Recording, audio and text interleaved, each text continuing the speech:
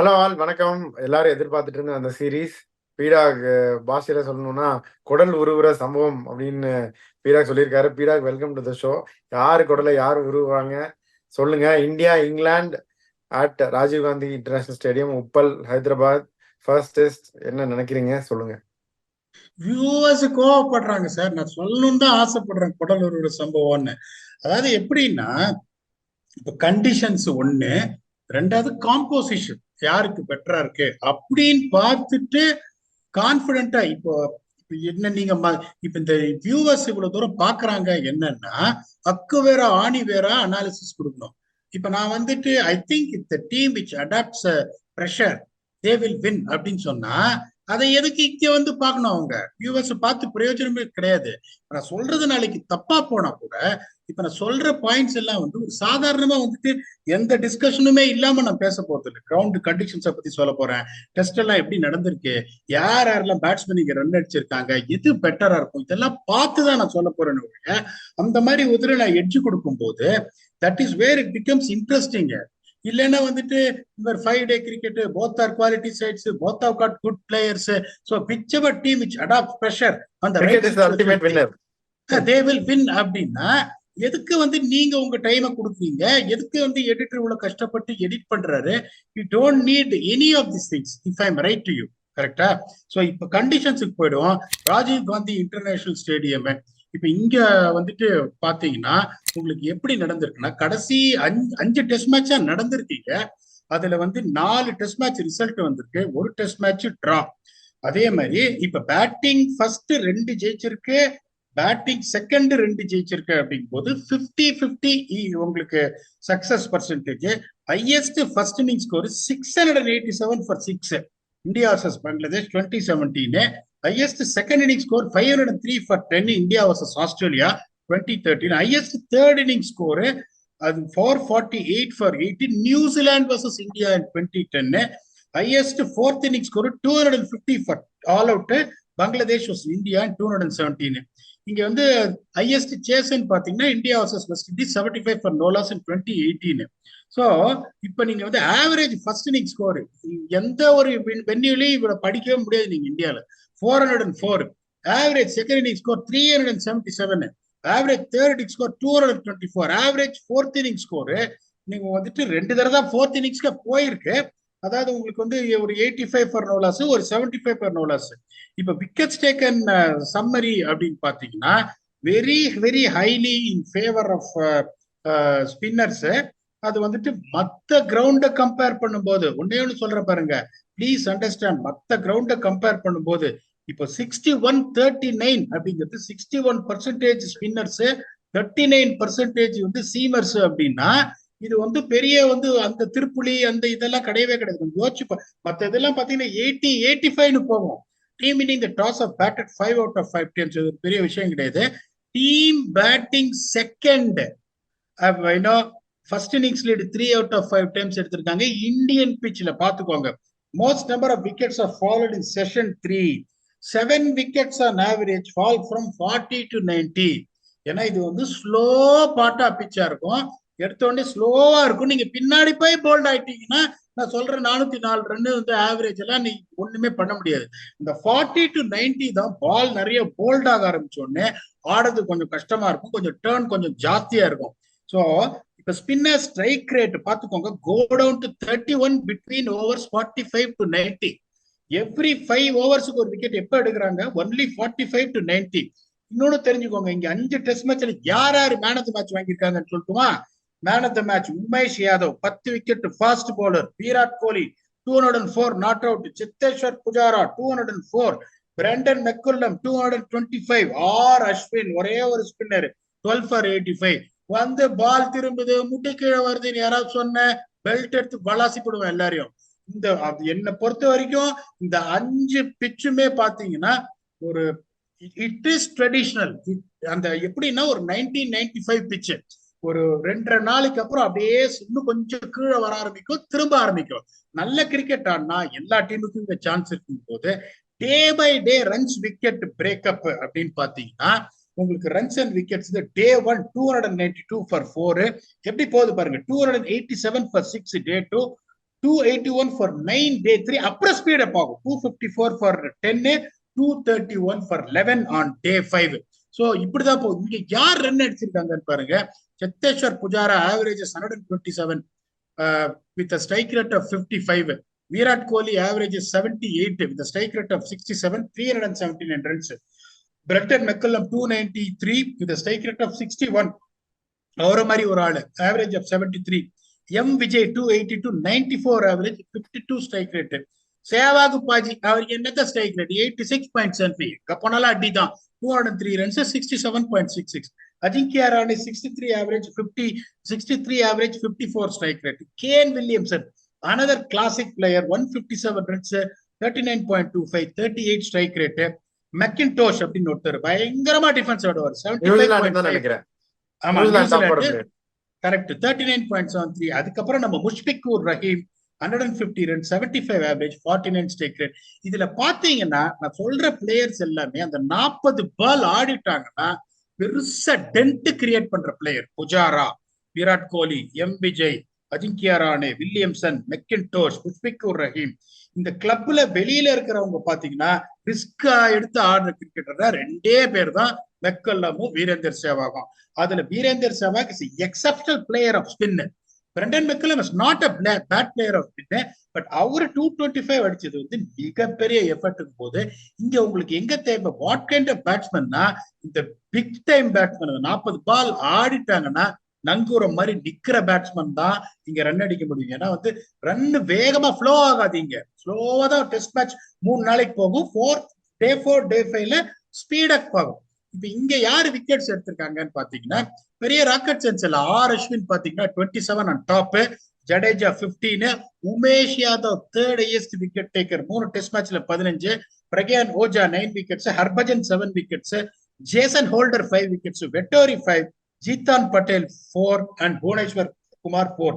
இதுல என்னன்னா உங்களுக்கு இங்க வந்து லீஸ்ட் ஸ்ட்ரைக் ரேட் யாருக்கு தெரியுமா? ஸ்பின்னருக்கு கிடையாது, ஃபாஸ்ட் பவுலருக்கு. Jason Holder has got the least strike rate here, 32.40 at an economy of 2.70. Okay, அடுத்தது பாத்தீங்கன்னா உங்களுக்கு next strike rate, best strike rate பார்த்தா யார் தெரியுமா? அதுவும் fast bowler, that is Umesh Yadav 37.53. அதனால இங்க வந்துட்டு சும்மா வந்துட்டு சத்தம் போடாதீங்க பிச்சு சரியில்லை அது இதுன்னு. R Ashwin is best spinner, that to the strike rate of 40. ஜடேஜாவோட ஸ்ட்ரைக் ரேட் 54, 9 ஓவருக்கு ஒரு விக்கெட் எடுக்கிறாரு. பிரக்யான் ஓஜாவோட ஸ்ட்ரைக் ரேட் 82.33, கிட்டத்தட்ட 13 ஓவர்.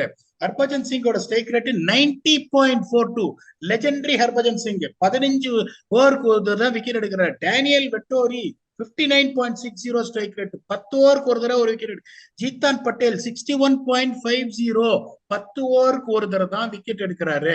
அதனால சும்மா இங்க வந்துட்டு பிச்சு இந்த மாதிரி இருக்கும் அந்த மாதிரி பிச்சு இருக்கும். இந்த பிச்சு எப்படி இருக்கும்னா அசஸ் பண்ணும், இந்தியாவுக்கு தான் ஃபேவரா இருக்கும், பால் திரும்பும், கட்டார் முட்டார்னு எடுத்த உடனே திரும்பாது. ஃபர்ஸ்ட் இன்னிங்ஸும் சரி செகண்ட் இன்னிங்ஸ் சரி, if you apply your self very well you can score. Third innings வந்து டெஃபினட்டா கஷ்டமா இருக்கும், but you have a chance to set it right even if you bat second. அதனால 2 டெஸ்ட் மேட்ச் பாத்தீங்கன்னா innings டிஃபீட்ல முடிஞ்சிருக்கீங்க, அதையும் நான் சொல்ல விரும்புறேன். அப்படிங்கும் போது அடுத்த கேள்வி கேட்டீங்க பிளேயிங் 11. இப்ப Virat Kohli unfortunately due to personal reasons missed out. இன்னும் இது வரைக்கும் நமக்கு இன்ஃபர்மேஷன் யாரை எடுக்கிறாங்கன்னு தெரியல. ரஜாத் பட்டிதார்னு ஒரு நியூஸ் போகுது, சேத்தேஸ்வர் புஜாரா வருவார்னு ஒரு நியூஸ் போகுது, தெரியல. அப்படி யாரையும் எடுக்கலன்னா இப்ப யாராவது எடுக்கிறாங்கன்னா they are going to be the straight swap for Virat Kohli. அப்படி இல்லைன்னா Rohit Sharma will open with Jaiswal, 3 Gill, 4 Shreyas Iyer, 5 KL ராகுல், 6 will be the wicket keeper Srikar Bharat, 7 will be Jadeja, 8 will be Ashwin, 9 will be Axar Patel, 10 will be Jasprit Bumrah and 11 will be Mohammed Siraj. Dhruv Jurel வந்து ஒரு விக்கெட் கீப்பர் பேக்கப் ஆட முடியாது. 3 ஸ்பின்னர்ல எனக்கு தெரிஞ்சு because of the record Akshar Patel has got against England, he will get the nod ahead of Kuldeep Yadav. Mukesh Kumar இந்த slow பிட்ச்ல ஆட முடியாது, ஆவேஷ் கான் ஆட முடியாது. இங்கிலாந்தோட பிளேயிங் 11 பாத்தீங்கன்னா Zak Crawley, Ben Duckett, Joe Root, Ollie Pope, Ben Stokes, Jonny Bairstow, Ben Foakes wicket keeper, leg spinner Rehan Ahmed, Ollie Robinson, James Anderson and Jack Leach. இதுதான் அவங்க போவாங்க. வெளில வந்து டேனியல் லாரன்ஸ் இருக்காரு, இல்லைன்னா அவங்க என்ன பண்ணணும், இந்த பென் ஃபோக்ஸுக்கு பதிலா டேனியல் லாரன்ஸ் ஆட வச்சுட்டு they have to make sure Bairstow keeps. அது மிகப்பெரிய ரிஸ்க் இந்த டேர்னர்ல, அதனால அதை பண்ண மாட்டாங்கன்னு நினைக்கிறேன். இன்னொரு ரிசர்வ் கஸ் அட்கின்சன் ஆட முடியாது. ஷோயே பஷீர் அப்படின்னு ஒரு ஸ்பின்னரு, அவர் இன்னும் அபுதாபியிலேயே ஸ்டக்கப் ஆயிருக்காரு, விசா கிடைக்கல, என்னென்னமோ சொல்றாங்க. ஆனா எனக்கு தெரிஞ்சு ஜாக் லீச் இருக்காரு, ரேஹான் அகமது இருக்காருங்கும் போது ஜோ ரூட்டாலையும் ஒரு 12 ஓவர் போட முடியும் அப்படிங்கிறதுனால I don't see they be playing 3 spinners. அவங்களோட டெம்ப்ளேட்டட் நம்பர் 7 வரைக்கும் பேட்டிங் ஆடணுன்றது தான். இன்னொன்னு Tom Hartley left arm spinner, அவர் ஆட முடியாது because Jack Leach is there. அதுக்கப்புறம் மார்க் வுட் இருக்காரு.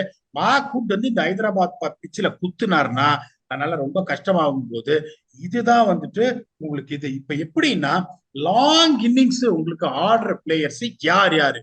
இப்ப இங்க பாத்தீங்கன்னா ஜெய்ஸ்வால் வந்துட்டு அடிச்சுட்டே இருப்பாரு, அதுல நான் சேர்க்க மாட்டேன். Gill can do that, Rohit Sharma can do that once he gets settle, KL ராகுல் can do that, Shreyas Iyer அவரும் அக்ரெசிவ், அதுல சேர்க்க மாட்டேன். அதுக்கப்புறம் வந்து KS Bharat is a good player if he gets a chance, அவரும் ஆடினா லாங் இன்னிங்ஸ் ஆட சான்ஸ் இருக்கு, ஆனா இந்த கிளப்ல சேர்க்க மாட்டேன். இங்க 3 பேர் சாலிடா இருக்காங்க, கில், ரோஹித் சர்மா அண்ட் KL ராகுல். தென் த ஆல்ரவுண்டர்ஸ், 3 ஆல்ரவுண்டர்ல ஒருத்தர் ஷூரா 40 ரன் அடிச்சிருவாங்க, ஜடேஜா, அஸ்வின் ஆர் அக்ஷர் பட்டேல். இங்க பாத்தீங்கன்னா ஜாக் கிராலி தெரியாது, பென் டக்கட் ஸ்டோக்ஸ் ஆடுவார், Joe Root yes, Ollie Pope கஷ்டப்படுவார் ஸ்பின்னுக்கு, பென் ஸ்டோக்ஸ் ஒரே கியரு, பேர்ஸ்டோ இங்க பின்னாடி போவாரு தெரியாது. பென் ஃபோக்ஸுக்கு ஆடக்கூடிய கெப்பாசிட்டி இருக்கிறதுனால அந்த batting gets score a sizable run in the first innings, whether you bat first or second, to get the team to 360. அந்த எட்ஜ் இந்தியாவுக்கு இருக்கு. அதுக்கப்புறம் அப்படின்னு பாத்தீங்கன்னா fast bowlers become support role here. அப்படிங்கும் போது இந்த நியூ பால்ல 8 ஓவர்ல விக்கெட் எடுத்தாதான் உண்டு, இல்லைன்னா வாய்ப்பே கிடையாது. Siraj is a genuine wicket taking bowler with the new ball. And Bumrah பத்தி நான் சொல்றோம்னு அவசியம் இல்லை, same applies to James Anderson, சந்தேகமே கிடையாது. ஒலி ராபின்சன் கொஞ்சம் ஸ்லோ, ஸ்விங் பெருசா எடுக்காது அப்படின்றதுனால அந்த ஃபாஸ்ட் bowling எட்ஜும் இந்தியாவுக்கு, considering the 2:2 which we are not sure about Ben Stokes bowling again போது ஸ்லைட் அட்வான்டேஜ் டெஃபினட்டா இந்தியாவுக்கு இருக்கு. ஸ்பின்னர்ஸுங்கும் போது you can not compare the mastery of Jadeja, Ashwin along with the support role of Akshar Patel compared to inexperienced young teenager Rehan Ahmed, and also a guy who's going to give lot of control but never is going to be a threatening spinner, that is Jack Leach. The third spinner is going to be Joe Root. அப்படிங்கும்போது அந்த எட்ஜும் இங்க இருக்குன்றதுனால India will go with a handsome edge of 61-39 in spite of Virat Kohli's absence. இந்தியாவா இங்கிலாண்டா? இதுல வந்து கண்டிப்பா யோசிக்கிறதுக்கே இடம் இல்லை, India தான் கம்ஃபர்டபுளா ஜெயிப்பாங்க அப்படின்னு நானும் சொல்றேன். ஃபேண்டசி பிக்ஸ் என்னென்ன? இப்ப இங்க பாத்தீங்கன்னா சொல்லிட்டேன் எப்படிப்பட்ட பிளேயரை எடுக்கணும் அப்படின்னு. அதனால அந்த 3 player once they pass through that 40 balls mark where they have that patience, they got the technique, அந்த கிரைண்ட் பண்ணி அதே மாதிரி அடிக்கிற ஆளுங்கன்னா Shubman Gill, Rohit Sharma and Joe Root, இவங்க 3 பேரும் தான் என்னோட பேட்ஸ்மேன் இங்க ஆடக்கூடிய சான்ஸ் இருக்கு. ஏன்னா Joe Root is exceptional sweeper, அவர் ஒருத்தர் தான் வந்து சேலஞ்ச் பண்ண முடியுன்றதுனால அவரை விடாதீங்க. Will also bowl a few overs. பெரியப்பா எனக்கு தெரிஞ்சு பெருசா அடிப்பார்னு நினைக்கிறேன். Shubman Gill is due. இந்த மாதிரி ஒரு பிச்சில் வந்து ஸ்பின்னர்ஸ் ஃபீட் வேற யூஸ் பண்ணுவாரு. அதே மாதிரி ஸ்பின் ட்வின்ஸ் அவங்கள விடுறது மாதிரி ஒரு மடத்தனம் எதுவுமே கிடையாது. அஸ்வின் அண்ட் ஜடேஜா. என்னோட 5 pick Shubman Gill, Rohit Sharma, Ravichandran Ashwin, Ravindra Jadeja and Joe Root. நீங்க இதை நான் முன்மொழிஞ்சிருக்கேன், இது நீங்க வழிமொழிஞ்சீங்கன்னா ஆட்ட நாயகன் பாயிண்ட்ஸ் கொடுக்குற பிளேயர் யாரு? நான் கண்டிப்பா இதையும் வழிமொழிகிறேன். ஆனா நான் ஜோ ரூட் எடுக்கணும், எல்லாமே பேங்க். இதுல வந்து சேஞ்ச் பண்றதுக்கு ஒண்ணுமே இல்லை. டெஸ்ட் மேட்ச் அது இந்தியாவில் நடக்குது அப்படின்னா அஸ்வின் ஜடேஜாவை எடுத்து கேப்டன் வைஸ் கேப்டனா போடுறதை தவிர பெருசா ஆப்ஷன்ஸ் இல்லை. ஜோ ரூட் நீங்க சொன்ன மாதிரி பவுலிங்கும் போடுவாரு. நான் இது தவிர சொல்லணும் அப்படின்னா KL ராகுல் நான் சொல்லணும்னு நினைக்கிறேன். KL ராகுல் இன்னும் ஒரு பெரிய ஸ்கோர் அடிச்சிருவாரு அப்படின்னு தான் எனக்கு தோணுது. இங்கிலாந்துல பெருசா பேட்டிங் எடுக்கணுன்ற அளவுக்கு எனக்கு நம்பிக்கை இல்லை. ஜாக் லீச் சொல்லலாம்னு நினைக்கிறேன். கண்டிப்பா 30 ஓவர் 40 ஓவர் போட போறாரு. அதுல ஒரு 2 3 வரும். அப்புறம் இங்கிலாந்து பேட்டிங் வரும்போது 10 15 வரலாம். ஸோ அதனால ஜாக் லீச், இந்த சைடு KL ராகுல் நான் சொல்றேன். ஸோ நம்மளோட எல்லா ஃபேண்டசி பிக்ஸ் முடிஞ்சது, ஸ்ட்ராட்டஜிஸ் எல்லாமே சொல்லிட்டீங்க. உங்களோட ஃபைனல் தாட்ஸ் என்ன? எக்ஸலன்ட் பிக் அது ஜாக் லீச். ஏன்னா எனக்கு தெரிஞ்சு 2 ஃபாஸ்ட் பாலர் தான் ஆடுவாங்க. 3 ஃபாஸ்ட் பாலர் ஆனா அவங்களே சூளத்தை எடுத்து நாக்குல இருந்து வயிறு வரைக்கும் குத்திக்கிற மாதிரி ஆயிடும். அதை பண்ண மாட்டாங்க. அப்படிங்கும்போது ஜாக்லிச் வந்து ஒரு எண்டு போட்டுக்கிட்டே இருக்கணும். ஏன்னா இந்த ரேஹான் அஹமது எப்படின்னா செம டேலண்ட், நான் இல்லைன்னு சொல்ல. ஆனா வந்துட்டு அகேன்ஸ்ட் இந்தியா புதுசா ஆடுறாரு, சப்கான்டினென்ட்டுக்கு அட்ஜஸ்ட் பண்றது கஷ்டம் போது ஜாக்லிச் எப்படின்னா ஒரு 2.6 எக்கானமில போடுவாருன்றதுனால 40 ஓவர் போட்டா நீங்க 200 ரன் கொடுத்தாலும் சரி ஒரு 4 விக்கெட் விழுந்துரும். அப்படிங்கும் போது அது வந்து கிரேட்டஸ்ட் பிக் ஜாக்லிச். அதுதானே முக்கியம். 200 ரன் கொடுத்தாலும் சரி தோத்தாலும் சரி பாயிண்ட் வந்துடும். அப்படிதான் எடுக்கணும். எக்ஸலண்ட் இது. இப்ப நான் தான் சொல்றேனே உங்களுக்கு, இப்ப இந்தியா எப்படி போகணும்னா, இப்ப ஸ்ரீகர் பரத் மாதிரி ஒருத்தர் வந்துட்டு is been in the reserves for a while. He might not have got a chance if Ishan Kishan would have been there போது. இப்ப இந்தியால நீங்க ஆடுறீங்க, எந்த மாதிரி பிக்சர்ஸ் வரப்போகுது, இந்தியா எக்ஸ்பெக்டட் டு வின் அப்படிங்கும் போது அவருக்கு இன்னொரு கடைசி சான்ஸ். இந்த 2 டெஸ்ட் மேட்ச் விராட் 3வது வந்துருவாரு. என்னதான் அவர் பண்றாரு பாக்கலாம். வண்டியா ரன் அடிக்கிறார் ஆந்திராக்கு. நல்ல wicket keeper, everyone praises wicket keeping. Only thing is has not come up with big scores. அப்படிங்கும் போது என்ன பண்றாரு, ஒரு 4 இன்னிங்ஸ் அவர் கொடுத்து பார்ப்போம் அப்படின்னு கொடுத்து பார்க்கறது தான் பெற்றே ஒழிய. ட்ரிவியல் கொஸ்டின், ஒரு ரஜாத் பட்டிதார் எடுத்துட்டு வரீங்க, ஒரு சேத்தேஸ்வர் புஜாரா எடுத்துட்டு வரீங்க, ஒரு டபுள் 100 அடிக்கிறாங்கன்னு வச்சுக்கோங்க. இப்ப விராட் கோலி வந்தா டிராப் பண்ணுவீங்களா? இல்ல, டிராப் பண்ணாது நியாயம். சோ கருண் நாயர் தான் டிராப் பண்ணாங்களே, 300 ரன் அடிச்சதுக்கு அப்புறம் கருண் நாயர் டிராப் பண்ணாங்களே. எங்க போனாரு? காணாமலே போயிட்டாரு. இப்ப எங்க இருக்காருன்னு தெரியல. இந்தியா போய் கிரிக்கெட் ஆடுறாரு. இப்ப அப்ப என்ன பண்ணுவாங்க, இப்ப சுப்மான் கில்ல பேக் பண்றாங்க. இப்ப ரஜாத் பட்டிதாரோ புஜாரா வந்து ஒரு 200 அடிக்கிறாங்கன்னா, அப்ப சுப்மான் கில்லோ எஸ்எஸ்பி ஜெய்ஸ்வாலோ அடிக்கலன்னா என்ன பண்ணுவாங்க, அவங்க 2 பேர்ல ஒருத்தர் வெளியே உட்காருவாங்க. And Pujara or Rajat Patidar will hang over to his place where they're coming from nowhere. இது வந்து ஒரு ஃபேர் டிஸ்கஷனே கிடையாது என்ன பொறுத்த வரைக்கும். சோ நீங்க என்ன பண்ணணும், நீங்க பரத் மாதிரி ஒரு ஆளுக்கு நீங்க சான்ஸ் கொடுக்குறீங்க. இப்ப நிறைய பேர் என்ன கேட்பாங்க, அவரு டபுள் 100 அடிச்சா நீங்க என்ன பண்ணுவீங்க? அவரு டபுள் 100 அடிச்சாலும் கோலி அவருக்கு பதிலா வர்றது பிரச்சனை இல்லை. ஏன்னா he has taken his place. He has in the squad, he has taken his place. and கோலி வந்தா வெளியில போகணுன்றதுனால வெளியதான் போகணுமே ஒழிய, இப்ப பரத்தே டபுள் 100 அடிச்சாலும் உங்களுக்கு எஸ்எஸ்பி ஜெய்ஸ்வாலியோ கில்லியோ காவு வாங்க கூடாது. Unless otherwise the message is clear to them saying that 2 test match தான் உனக்கு அடிக்கலன்னா வாய்ப்பு இல்லைன்னு. ஏன்னா அதுக்கப்புறம் எங்கேருந்தோ ஒருத்தர் வெளியில உள்ளே வர முடியாதுன்ற ஒரு பிளேயர் வந்து ஒரு 200 அடிக்கிறாங்க, அவங்கள நீங்க வச்சுட்டு மெயின் ஸ்டேன்னு கன்சிடர் பண்ற ஒரு பிளேயரை டிராப் பண்றதுக்கு that is not the right signal you are sending across to any players who has got a dreams of wearing blue jersey. இப்ப என்னோட இதை நான் ஹானஸ்டா சொல்றேன். viewers can debate, if I'm wrong. So priority is priority அப்படிங்கும் போது நானும் edge கொடுத்தேன். VK சாரும் வந்து சொல்லியிருக்காரு இந்த மாதிரி India has got a chance. Hyderabad, this is the history of Hyderabad. unless otherwise இந்த பிக்சர் பயங்கரமா அந்த மாதிரி பண்ண மாட்டாங்க எனக்கு தெரிஞ்சு. ஏன்னா வந்துட்டு India knew that they can still beat England if they give a pitch which will assess them later on from day 3 or day 4. Challenge என்ன தெரியுமா, இங்கிலாந்து ஃபர்ஸ்ட் ஆடணும், இங்கிலாந்து 360 அடிக்கணும், அதுக்கப்புறம் இந்தியா ரன் அடிச்சு தோக்கடிக்கணும். எனக்கு அதுதான் வேணும். நீங்க டாஸை வின் பண்ணி ஒரு 650 அடிச்சு 3வது பாதி நாள்ல அவனுக்கு கொடுத்து அவன் ஒரு 300 அடிச்சு ஒரு ஃபாலோ அவன் கொடுத்து day 4 பிச்சு உடஞ்சு போய் 120, எனக்கு அது வேண்டாம். England has to win the toss, England has to bat first, England has to score 360, then India beating them is the right signal moving forward for WTC. Wishing both the teams all the very best. Day 1, day 2, day 3, you will be there to say where the test match is heading. We'll also entertain you for the ongoing SA League, which is going very well. Until we come back and entertain you for the next episode, thanks a lot and bye-bye.